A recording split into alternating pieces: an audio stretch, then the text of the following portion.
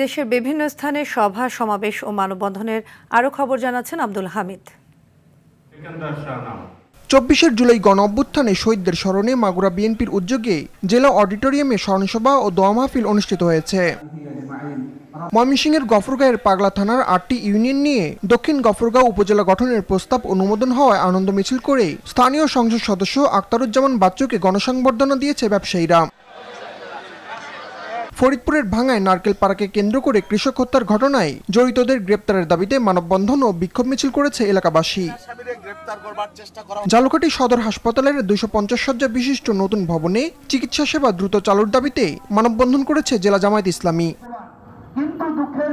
হবিগঞ্জের চুনারঘাট উপজেলার দারাগাঁও হাতিমারা সড়ক পাকাকরণের দাবিতে মানববন্ধন ও জনসমাবেশ করেছে এলাকাবাসী।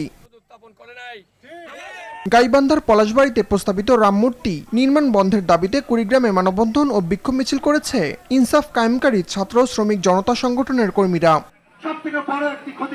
বরিশালের সদর উপজেলার ৩ ইউনিয়নে নদী ভাঙন রোধে স্থায়ী সমাধানের দাবিতে মানববন্ধন করেছে এলাকাবাসী।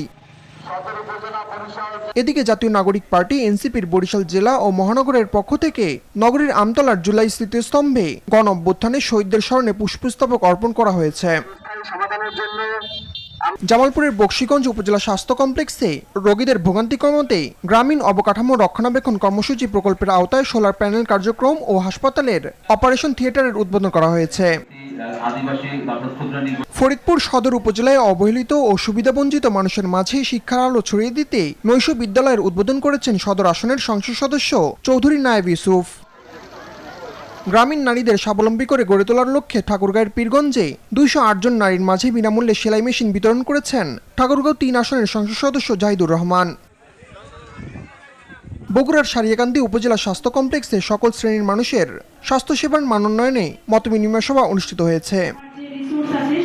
অস্বাভাবিক হারে ডিমের দাম কমে যাওয়ায় মহাসড়কে ডিম ভেঙে প্রতিবাদ জানিয়েছেন গাজীপুরের শ্রীপুরের শিমুলতলার পোল্ট্রি খামারিরা। নারায়ণগঞ্জের সোনারগাঁয়ে মোটরসাইকেল ছিনতাইয়ের অভিযোগে এক আসামি ধরতে গিয়ে হামলার শিকার হয়েছেন ৩ পুলিশ সদস্য। যশোর খুলনা মহাসড়কের চেঙ্গুটিয়ায় জলাবদ্ধতা নিরসনের দাবিতে মানববন্ধন করেছে ভুক্তভোগী এলাকাবাসী।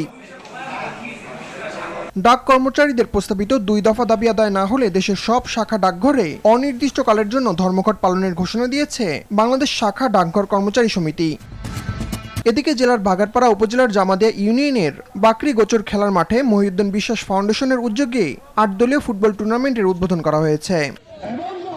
একটি ফুটবল একটি পৃথিবী স্লোগানে রাজবাড়ীর গোয়ালন্দে প্রমিলা প্রীতি ফুটবল ম্যাচে হাড্ডাহাড্ডি লড়াইয়ের পর ট্রাইবেকারে রাজবাড়ী মহিলা দলকে পরাজিত করে জয়ী হয়েছে বরিশাল জেলা মহিলা দল। আব্দুল হামিদ, RTV।